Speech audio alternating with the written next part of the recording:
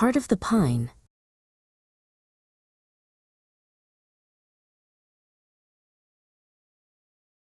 In a quiet village nestled between the mountains and the mist, an old woodcarver named Bramante lived alone. His workshop was filled with the scent of cedar and the song of the saw. One evening, he found a piece of pine that didn't just sit still. It vibrated with a strange rhythmic thrumming, as if it had a secret pulse of its own. With careful hands, Bramante began to shape the wood.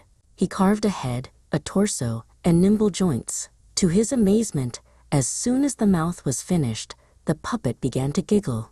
"I shall call you Enzo," Bramante whispered, his heart swelling with a joy he hadn't felt in years. He dressed the wooden boy in a small tunic and imagined the life they would share. But Enzo was as wild as the wind that had grown the tree he came from.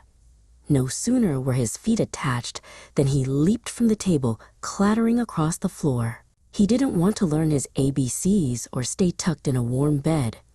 With a mischievous wink, he bolted out the door and into the bustling village square, leaving poor Bramante calling out behind him. Enzo stopped by a mossy fountain, breathless and proud. A tiny, emerald-colored cricket named Brio hopped onto a nearby stone.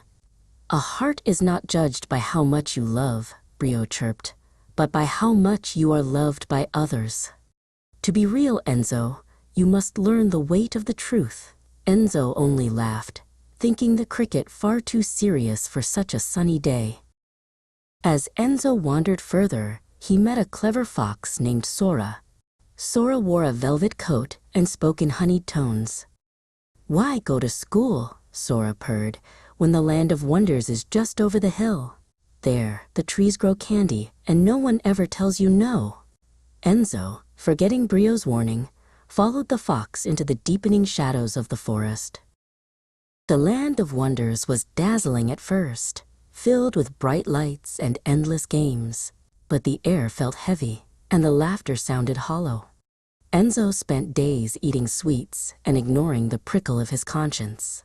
He didn't notice that his ears were starting to grow long and fuzzy, or that his wooden skin was becoming something far less magical. Realizing he had been tricked, Enzo fled the land of wonders as his transformation took hold. He realized that Bramante was the only one who had ever truly cared for him. He ran all the way to the sea, where he heard a terrible rumor. The old woodcarver had set out on a flimsy raft to find his lost boy, and had been swallowed by a great shadow in the deep. Deep within the belly of a giant ancient fish, Bramante sat by a small, flickering candle. He had lost his tools, his raft, and his hope. He stared at the dark, ribbed walls of the beast, whispering Enzo's name into the silence. He didn't know that his son was at that very moment diving into the cold, salt spray to find him. With a brave heart, Enzo swam through the dark water and into the beast's maw. When he found Bramante, the old man wept with joy, even seeing Enzo's donkey ears. "Hold on to me, father," Enzo cried. Using his wooden strength, Enzo paddled with all his might, carrying Bramante through the crashing waves as the giant fish let out a thunderous sneeze that sent them flying toward the shore. Back in the workshop, Enzo cared for Bramante until the old man was strong again. He worked hard, told the truth, and put others before himself. One morning, the wooden joints didn't creak, and the donkey ears were gone. Bramante woke to find a real boy standing by the window. Enzo had finally learned that a heart is made of love and sacrifice, not just pine and paint.